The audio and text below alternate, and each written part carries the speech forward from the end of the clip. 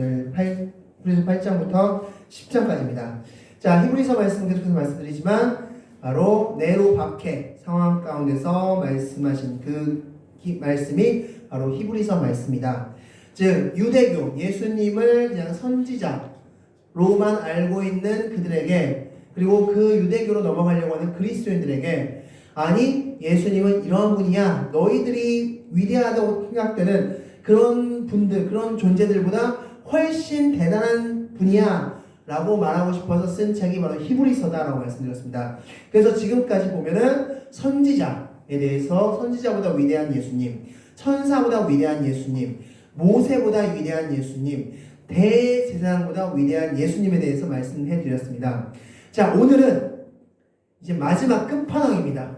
오늘 말씀은, 자, 지금까지 나왔던 선지자, 천사, 모세, 대제사장 모두 뭐와 연결되어 있습니까? 율법, 제사와 연결되어 있죠.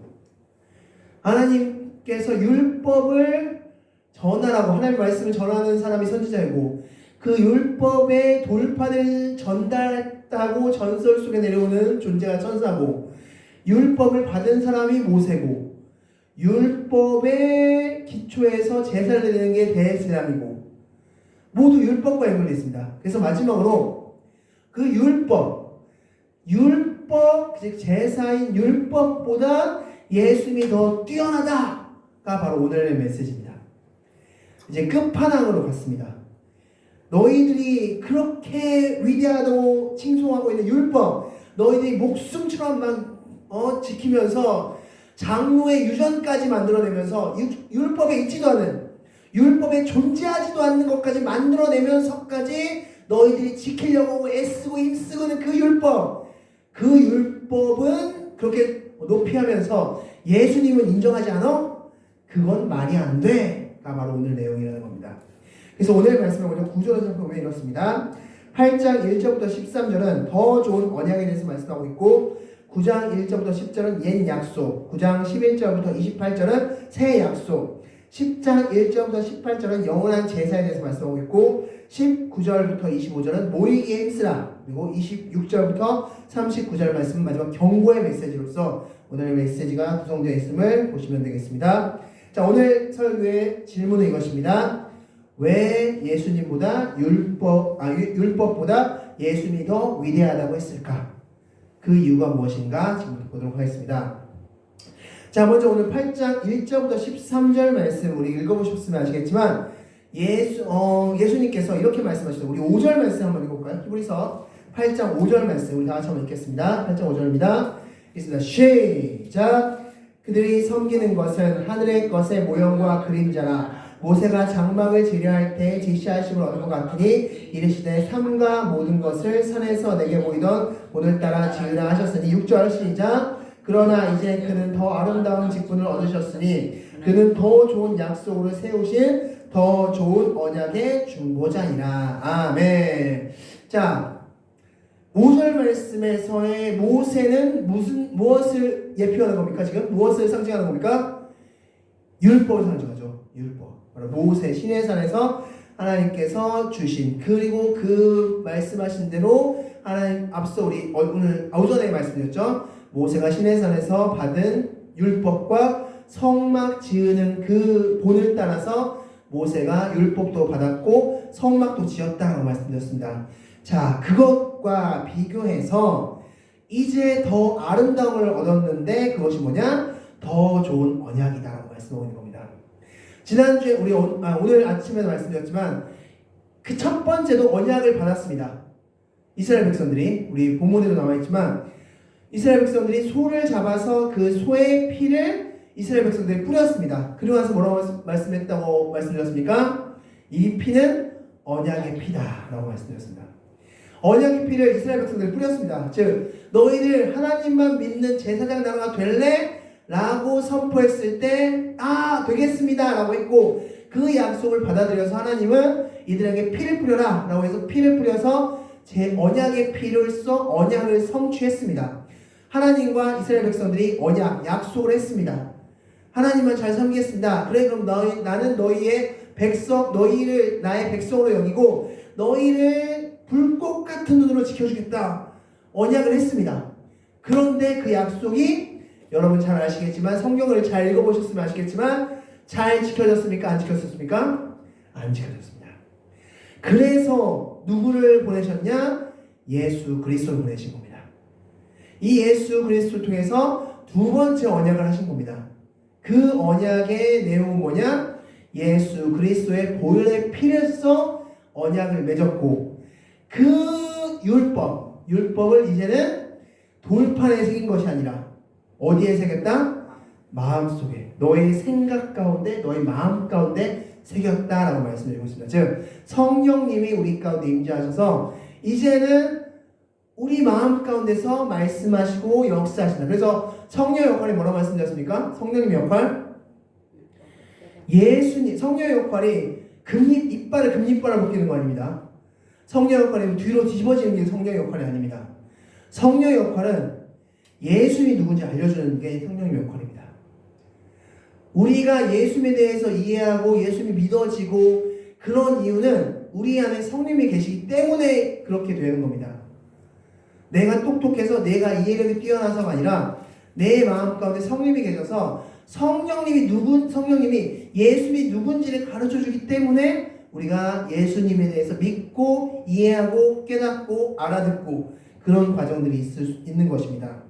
자, 그래서 예수님과 우리와 맺은 언약을 성경은 더 좋은 언약이다라고 말씀해 주고 있는 겁니다. 자, 특별히 오늘 8절 말씀에서 12절까지 말씀은 예레미야 31장 말씀을 인용했다라고 말씀하고 있는데 여기서도 역시 말씀하고 있죠. 첫 언약이 실패했으니 하나님께서는 두 번째 언약을 세우셨는데 그 언약은 무엇이다? 성경 말씀에서 뭐라고 말씀하고 있습니까? 10절 말씀 또 주께서 이르시되 그날 후에 내가 이스라엘 집과 맺을 언약은 이것이니 내 법을 그들의 생각에 두고 그들의 마음에 이것을 기록하리라. 나는 그들에게 하나님이 되고 그들은 내게 백성이 되리라. 그러니까 새 언약을 다시 맺으신 겁니다. 근데 그 언약은 전 언약과 다른 게 뭐냐면 전 언약은 율법이 돌판에 새겨져 있었다면 지금 새 언약은 율법을 마음에 새긴 겁니다. 그리고 그렇게 할 수 있었던 근거는 무엇이다? 예수 그리스도의 죽음이다. 예수 그리스도가 피를 흘리셨기 때문에 언약은 피를 흘리는 거죠. 피를 흘려서 그 피로 말미암아 언약을 세우셨듯이 구약에서도 마찬가지로 예수님이 피를 흘리셨기 때문에 언약이 세워진 겁니다. 그래서 새 언약을 맺은 겁니다. 옛 언약은 실패했기 때문에 새 언약을. 그래서 지금 히브리 기자는 이렇게 질문하는 겁니다.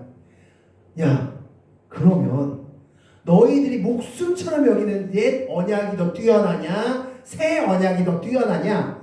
만약에 우리 무음했다 말씀하고 있죠? 어디입니까? 7절 말씀에 첫 언약이 무음했더라면 무슨 소리입니까?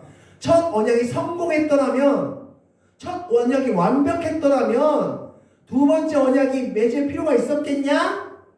예수님이 십자가에 죽을 필요가 있었겠냐? 첫 언약이 실패했기 때문에 예수님이 오신 것이다. 그렇다면 율법이 뛰어나냐? 예수님이 더 뛰어나냐? 너희들이 드리는 그 제사가 더 뛰어나냐? 너희들이 목숨처럼 여기는 그 제사가 더 뛰어나냐? 예수 그리스도의 십자가와 그 죽음과 부활이 더 뛰어나냐? 지금 이걸 질문하고 있는 겁니다. 유대교에서 인정하고 있는 그것은 이제 폐해졌다 이겁니다. 이제 예수 그리스도를 통해서 우리는 새 언약을 맺었다라고 말씀하고 있습니다. 여러분들도 지금 여러분들이 하나님을 믿는다라고 했을 때 그것의 근거는 예수님의 피입니다. 예수님의 보혈. 예수님의 보혈로서 지금 언약을. 그러니까 중요한 겁니다. 이거는 우리가 하나님 믿을 때 특별히 기도할 때 기도의 근거는 뭡니까? 기도의 근거는 언약입니다. 언약. 하나님과 우리와 맺은 언약. 성경에서 우리 하나님은 뭐라고 표현하고 있습니까? 자녀로 표현하고 있죠. 자녀. 우리는 하나님을 아버지. 그 언약을 맺은 겁니다. 자, 자녀가 무언가를 요구할 때 10시간 때를 쓰면은 들어주고 뭐 1시간만 때를 쓰면 안 들어주고 이런 아버지 있나요? 그죠? 그것을 들어주고 안 들어주고는 언약 관계에서부터 시작되는 겁니다. 언약 관계에서 정말 그 아들이 필요하다고 판단되면 주는 거죠. 필요치 않다고 판단되면 10시간을 아무리 조른다 하더라도 안 들어주는 거죠. 그런 언약 관계입니다. 그러니까 우리가 2024년도부터 이제 생각해야 될, 기도할 때 생각해야 될 것은 나와 하나님은 언약 관계로 맺어졌다. 새 언약 관계로 나와 하나님 맺어져 있다. 그렇게 생각할 때 기도가 달라집니다. 더 이상 떼쓰는 뭔가 막 하는 기도가 아니라 몇 시간 기도해야지 되는 거야 이런 기도가 아니라 하나님은 나의 아버지시고 나는 하나님의 자녀다.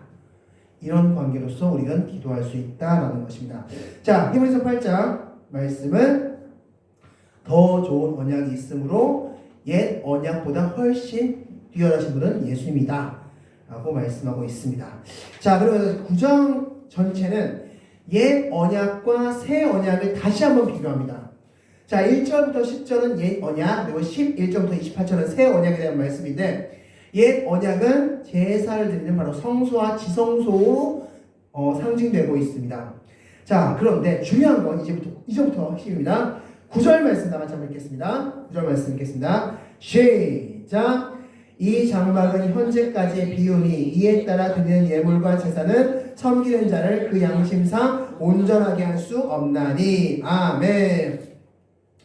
자, 히브리서 9장 9절 말씀 보면 온전하게 할 수 없다라고 말씀하고 있습니다. 무슨 소리일까요? 하나님께서 구약시대 때 짐승의 피를 보시고 죄를 용서하셨다라고 했을 때 그 용서의 개념은 우리 여러분께서 잘 읽어보셨으면 아시겠지만 완전한 용서가 아닙니다. 어떤 용서인가? 이렇게 죄가 있습니다. 시꺼멓게 죄가 있습니다. 그러면 이걸 하나님이 잠시 덮으시는 겁니다. 구약의 용서법은. 이게 완전히 사라지는 게 아니라 구약의 용서법은 하나님이 이 피를 보고 잠시 덮어주시는 용서입니다. 그러므로 성경에 온전하게 할 수 없다고 표현하고 있는 겁니다. 구약의 용서법은 잠시 덮어주는 겁니다. 그러면 안 보이죠, 어쨌든. 그래서 하나님이 용서해 주시는 겁니다. 근데 이걸 살짝 들어보면 아직도 남아있습니다. 이게 구약의 용서법입니다. 신약은 어떻습니까? 예수님은 새 언약은 이 죄를 예수님이 가지고 가셔서 이걸 완전히 다 없애버린 겁니다. 그래서 새 언약에서는 완전하다라는 표현이 계속해서 반복적으로 나오는 겁니다. 완전해졌다, 완벽해졌다, 완전해졌다, 온전해졌다. 이게 반복적으로 나오는 이유는 구약은 그럴 수 없었습니다. 잠시 덮어둔 것뿐이지 남아있습니다. 그런데 신약은 예수님이 이걸 가져가셔서 죽으셔서 끝!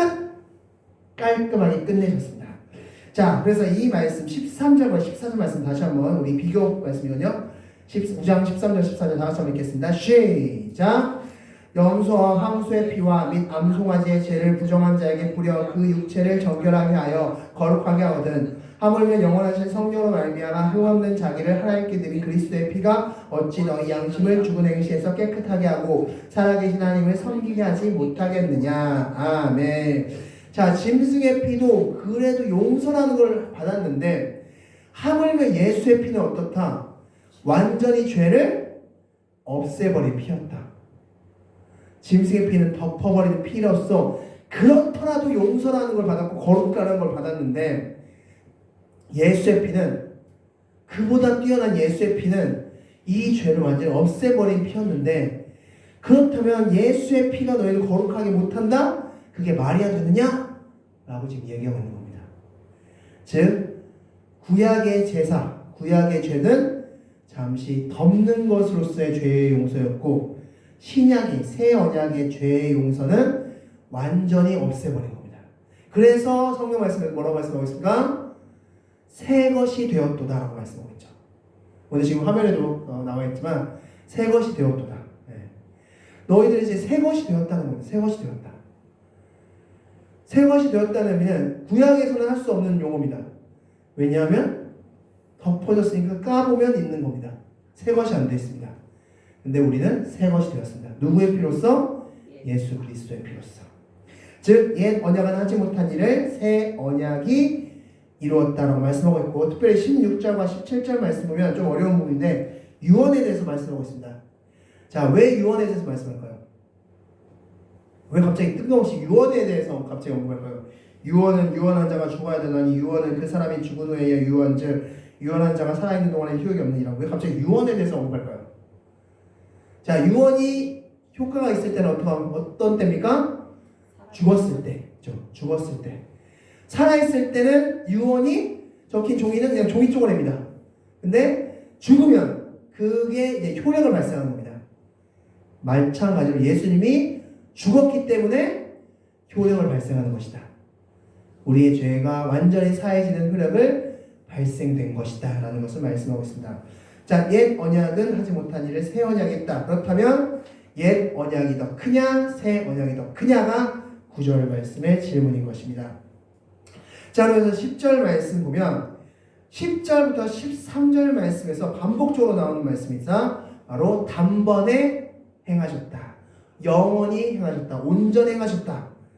그 말씀을 계속적으로 반복적으로 합니다. 그러니까 이 10장 1절부터 18절 말씀은 새 언약이 도대체 무엇이냐 하는 것을 정확하게 언급해주는 말씀이 바로 10장 1절부터 18절 말씀인데, 그 중에서 우리가 좀 눈여겨볼 말씀이 10장 18절 말씀입니다. 우리 다시 한번 읽겠습니다. 10장 18절 다 같이 읽겠습니다. 시작.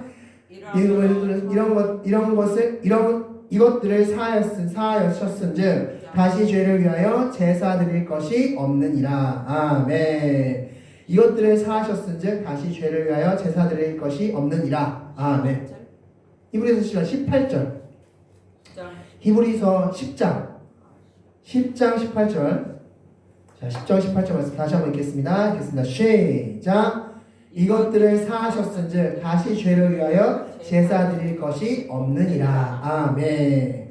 자, 히브리서 10장 1절부터 18절 말씀, 예수님께서 행하신 새 언약이 뭔지가 언급된 겁니다. 그래서 단번에 영원히 이라는 표현이 계속 반복적으로 나옵니다. 자, 그리고 마지막 결론으로 하나님께서 모든 것을 사하셨으니 다시 죄를 위하여 제사 드릴 필요가 없다라고 말씀하고 있습니다. 자, 여기서 질문. 그렇다면 우리가 지금 드리는 예배는 제사인가요? 아닌가요? 아닙니다. 아닙니다. 자, 본문에 다시 말씀. 다시 죄를 위하여 제사 드릴 것이 없느니라. 우리가 드리는 이 예배는 제사가 아닙니다. 그렇다면 우리가 드리는 이 예배는 뭡니까? 감사, 찬양, 영광, 워십, 셀러브레이션. 막 찬양하는 거예요. 찬양. 하나님이 나에게 베풀어 주신 것을 찬양하는 시간이 예배 시간입니다. 이 시간은 하나님께 제사 드리는 그런 시간이 아니라 하나님께서, 왜냐하면 분명히 말씀하셨죠. 구약에서는 덮어줬지만 신약은 이 죄를 완전히 사하셨습니다. 우리의 과거, 현재, 미래 모든 죄를 사하셨습니다. 그러니까 우리는 이제 하나님을 찬양하는 겁니다. 하나님을 찬양하는 시간이 바로 예배 시간임을 기억하시기 바라겠습니다. 그래서 우리가 예배할 때 정말 하나님께서는 내가 고백한 모든 죄를 또한 사해 주시고, 내가 또한 하나님께 나올 수 있게 또 열어주시고, 하나님께 기도할 수 있게 해주시고, 하나님의 말씀을 읽게 해주시고, 이런 모든 것들이 난 너무 감사합니다 라는 시간이 바로 우리 예배 시간이라는 겁니다. 그게 바로 예배 시간입니다. 그러기 위해서, 우리가 그렇게 예배드리기 위해서 우리가 또 해야 될 게 있다면 그것은 하나님을 바로 아는 것입니다. 하나님을 바로 아는 것. 그래서 하나님을 바로 아는 방법은 무엇입니까? 말씀과 기도 시간. 말씀과 기도를 통해서 우리가 하나님을 바로 알 수 있는 것입니다. 하나님을 바로 알면 알수록 우리의 예배는 깊어집니다.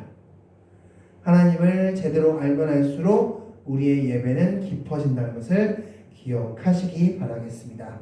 자, 그래서 10장 1절부터 18절 말씀은 영원한 제사에 대한 말씀이고, 그리고 나서 이제 2장, 10장, 19절부터 25절까지의 말씀은 우리가 너무나 잘 알고 있는 말씀이죠. 모이기를 힘쓰라라는 메시지가 담겨있는 말씀입니다. 우리 25절 말씀 우리 다 같이 한번 읽겠습니다. 25절 말씀입니다.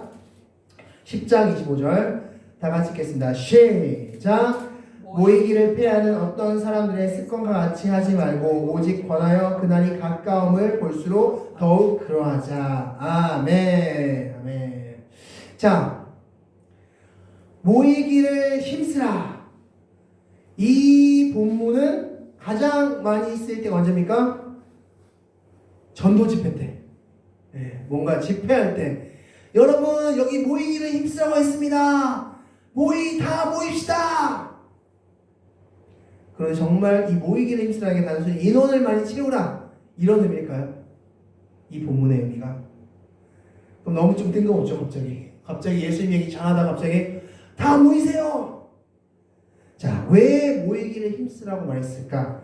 22절 말씀에 대답이 있습니다. 22절 말씀 10장 22절 다 같이 읽겠습니다. 시작.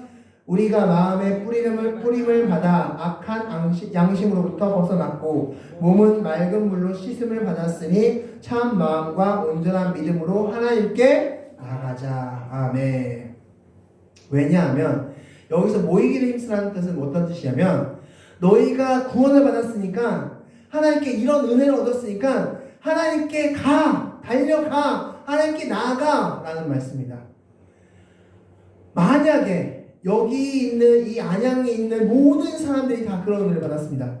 하나님께서 주시는 그 악한 양심으로부터 멀어졌고 또한 맑은 물로 우리가 거룩해졌고 그런 은혜를 많이 받았습니다. 그러면 그 사람들이 어떻게 할까요?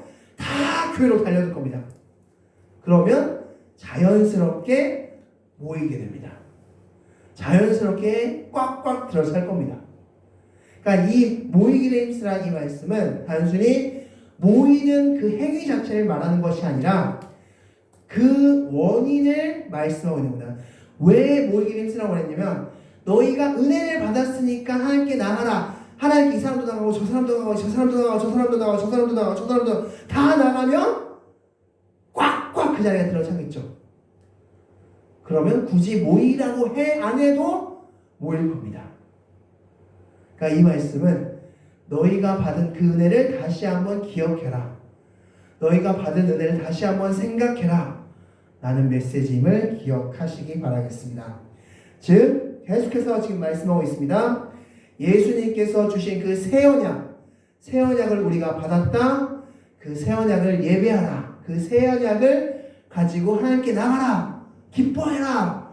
라고 지금 계속해서 메시지로 주고 있음을 기억하시기 바라겠습니다. 그리고 마지막으로 제가 계속해서 말씀드리죠. 한 챕터당 두 가지 큰 테마가 있다. 첫 번째는 비교, 두 번째는 경고가 있다 말씀드렸죠. 자, 10장 26절부터 31절까지의 말씀이 경고의 메시지입니다.